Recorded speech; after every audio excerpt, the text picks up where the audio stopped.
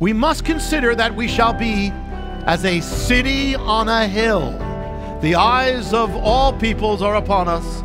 A city on a hill. This is the most lasting symbol of America, not the bald eagle, not the flag, that has ever been given.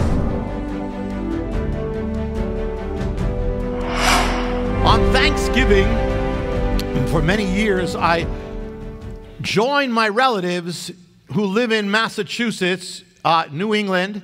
They live on a hilltop village overlooking the Massachusetts Bay. And the houses of the village, many of them are from the 19th century, many of them from the 18th century, many of them are from before America. It's right next to Salem. And the house they live in is older than America.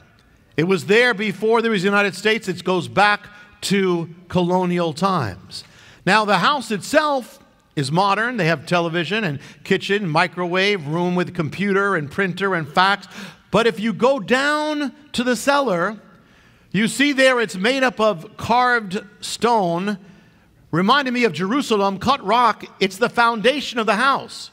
And it goes back, it looks the same as it did in the days of the 13 colonies.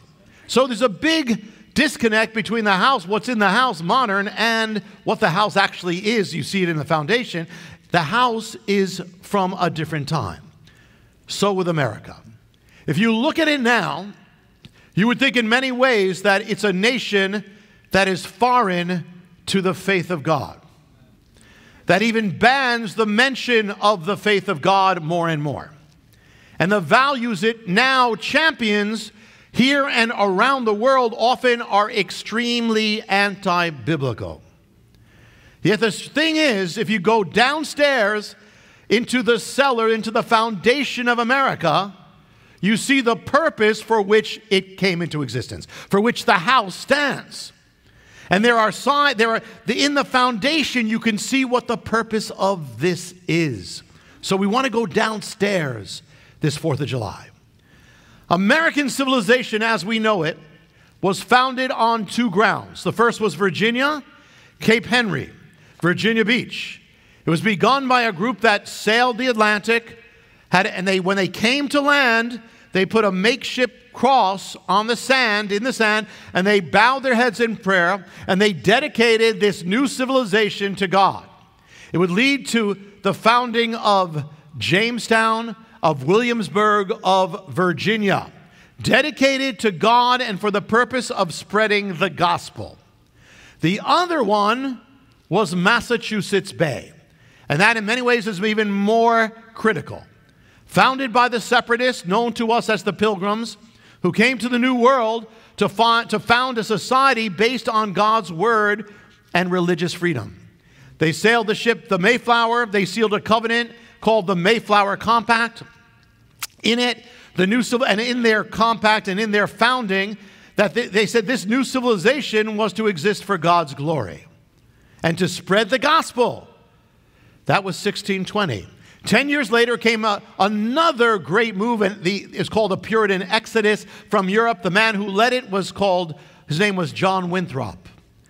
The Puritans set out to create a people, it says in the New World, who would be, in their own words, would be religiously, peaceably, civilly governed, and their life and their example would win the natives to the faith of God.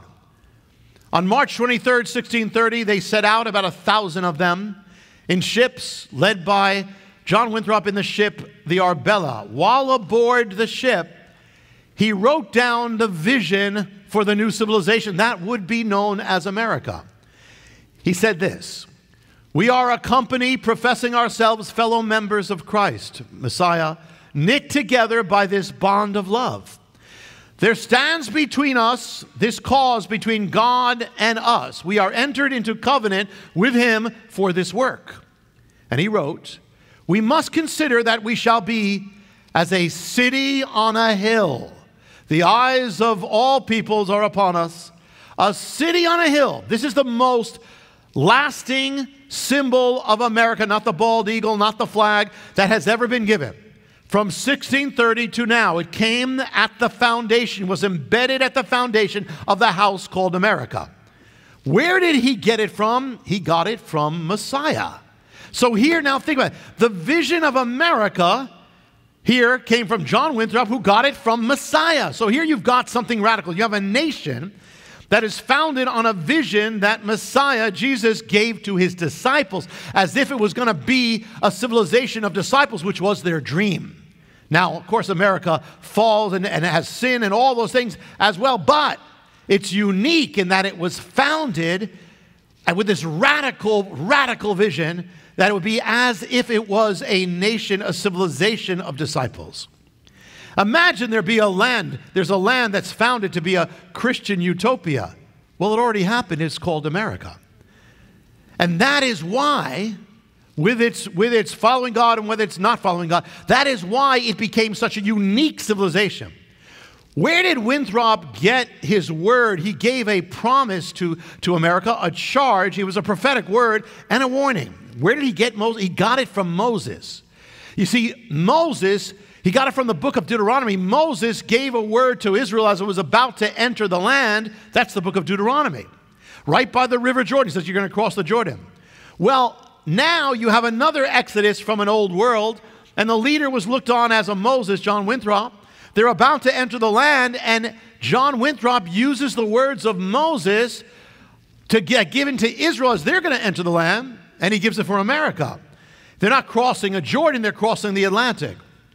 And so you have this. So not only was America founded to be a godly, Christian, holy civilization, but it was also founded as a new Israel, not replacing Israel, but after the pattern of ancient Israel. At one point, it was proposed that the new language be Hebrew. Imagine that.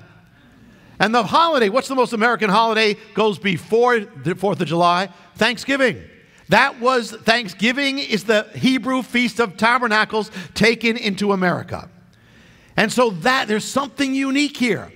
So the foundation of the house of America is without question dedicated to God, dedicated to Messiah for God's purposes. That's what made it unique. Not the land, not the economy, not anything else, but this. Hi, I'm Jonathan Cahn, and I hope you were blessed with the video. Make sure you hit the subscribe button and tap the bell icon so you're notified every time a new video is posted. Feel free to share your reactions with your comments and how you were blessed, and share this video with your friends. Thanks for watching, and I'll see you next time.